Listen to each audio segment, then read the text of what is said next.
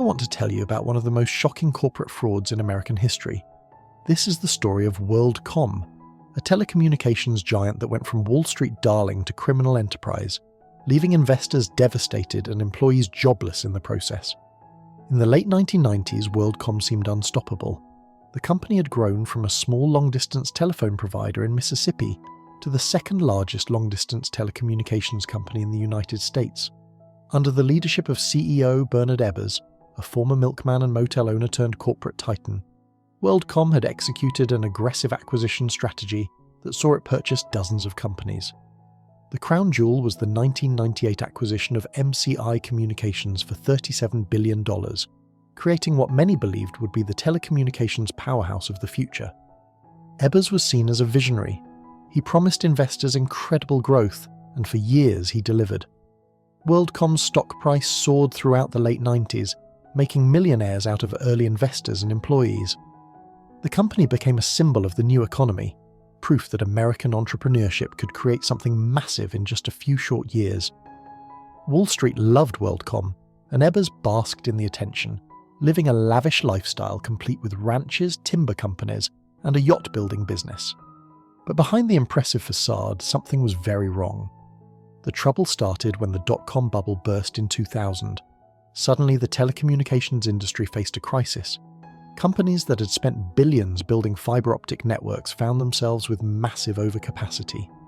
Demand dried up, competition intensified, and profit margins evaporated. WorldCom, which had built its success on continuous growth and ever-increasing revenue, found itself in serious trouble. Instead of coming clean about the deteriorating business conditions, Ebbers and his team made a fateful decision. They chose to lie. They would make the numbers look good by any means necessary, keeping the stock price high and the investment community satisfied. What followed was one of the most brazen accounting frauds in corporate history. The scheme was remarkably simple in concept, but staggering in scale. WorldCom began manipulating two key areas of its financial statements. First, the company reduced its reported operating expenses by reclassifying ordinary costs as capital expenditures. This might sound technical, but it's actually quite straightforward. Operating expenses are the day-to-day costs of running a business, like rent, salaries and maintenance. These costs are supposed to be deducted from revenue immediately, reducing reported profits. Capital expenditures, on the other hand, are investments in long-term assets like buildings or equipment. These costs can be spread out over many years through depreciation. By fraudulently converting operating expenses into capital expenditures, WorldCom made its quarterly earnings look much healthier than they actually were. The company was essentially pretending that ordinary business costs were long-term investments. It was like a homeowner claiming their monthly electricity bill was actually a home improvement project that added value to the property. The second part of the fraud involved inflating revenues through fake accounting entries. WorldCom created phony revenue by exploiting what are called corporate unallocated revenue accounts, essentially inventing income that didn't exist. The company also manipulated reserves and accruals, releasing money from these accounts to boost revenue when needed. The architect of this fraud was CFO Scott Sullivan, a highly respected finance executive who had been named CFO Magazine's CFO of the Year in 1998. Working under Sullivan was controller David Myers and accounting director Buford Yates. Together, this team executed the fraud quarter after quarter, making the necessary adjustments to ensure WorldCom met Wall Street's expectations. The amounts involved were breathtaking. Between 1999 and 2002, WorldCom overstated its earnings by approximately $11 billion. $11 billion. It was, at the time, the largest accounting fraud in United States history, dwarfing even the Enron scandal that had shocked the nation just months earlier. But not everyone was fooled. Cynthia Cooper, WorldCom's vice president of internal audit, became suspicious. Cooper noticed irregularities in the company's capital expenditure accounts. The numbers didn't make sense. She decided to investigate, working secretly with her small team, often late at night when the offices were empty. They didn't want to alert anyone who might be involved in potential wrongdoing. What Cooper discovered horrified her. Billions of dollars in ordinary line costs, the fees WorldCom paid to other telecommunications companies to complete calls, had been improperly capitalized. These were clearly operating expenses, yet they were being treated as capital investments. There was no legitimate accounting justification for this treatment. Cooper faced an impossible dilemma. Scott Sullivan was her boss's boss, one of the most powerful executives in the company. Bernard Ebbers was an intimidating figure who didn't tolerate dissent. Going public with her findings could end her career, especially if she was wrong. But the evidence was overwhelming, and Cooper knew she had a responsibility to shareholders and employees. In June 2002, Cooper presented her findings to the Audit Committee of WorldCom's Board of Directors. The revelation sent shockwaves through the company and the financial world. Within days, WorldCom announced it would restate its financial statements for 2001 and the first quarter of 2002, acknowledging improperly accounting for $3.8 billion in expenses. This number would eventually grow to over $11 billion as the full extent of the fraud became clear. Scott Sullivan was immediately fired. David Myers resigned.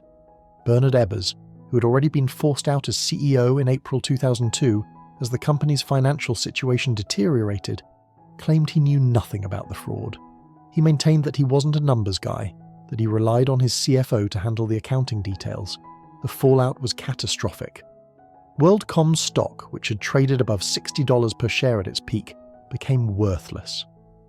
On July 21, 2002, WorldCom filed for bankruptcy protection, the largest bankruptcy in American history at that time. 17,000 employees lost their jobs. Investors who had trusted the company lost billions. Retirement accounts were decimated. Lives were destroyed. The criminal investigations moved quickly. Federal prosecutors were determined to hold someone accountable. Scott Sullivan, David Myers, and other executives were charged with securities fraud, conspiracy, and filing false statements. They faced the prospect of spending decades in prison. Sullivan and Myers both pleaded guilty and agreed to cooperate with prosecutors. Their cooperation proved crucial in the case against Bernard Ebbers. Despite his claims of ignorance, prosecutors believed Ebbers was the driving force behind the fraud. They argued that he had created a corporate culture that demanded positive results regardless of the actual business conditions, and that he had been aware of the accounting manipulations. The trial of Bernard Ebbers in 2005 became a major media event. Prosecutors presented evidence that Ebbers had been intimately involved in the company's operations and must have known about the fraud. Scott Sullivan testified against his former boss, describing meetings where they discussed the company's deteriorating financial condition and the need to meet Wall Street expectations. Sullivan claimed Ebbers knew exactly what was happening. Ebbers maintained his innocence, portraying himself as a hands-off CEO who had been betrayed by his trusted CFO, but the jury didn't believe him. In March 2005, Bernard Ebbers was convicted on 9 counts of securities fraud, conspiracy, and filing false documents. He was sentenced to 25 years in prison, one of the harshest sentences ever given to a corporate executive. Scott Sullivan received a 5-year sentence for his cooperation. David Myers received 1 year and 1 day. Buford Yates received 1 year and 1 day. Other executives received various sentences. Ebbers reported to federal prison in September 2006. He continued to maintain his innocence throughout his incarceration, filing numerous appeals that were all rejected. In December 2019, after serving 13 years of his sentence, the 85-year-old Ebbers was released on compassionate grounds due to declining health.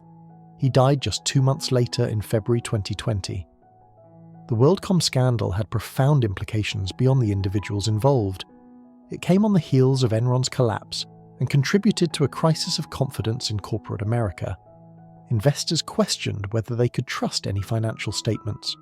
Congress responded by passing the Sarbanes-Oxley Act of 2002, the most significant reform of securities laws since the 1930s. The law imposed strict new rules on corporate governance and accounting practices, holding CEOs and CFOs personally responsible for the accuracy of financial statements.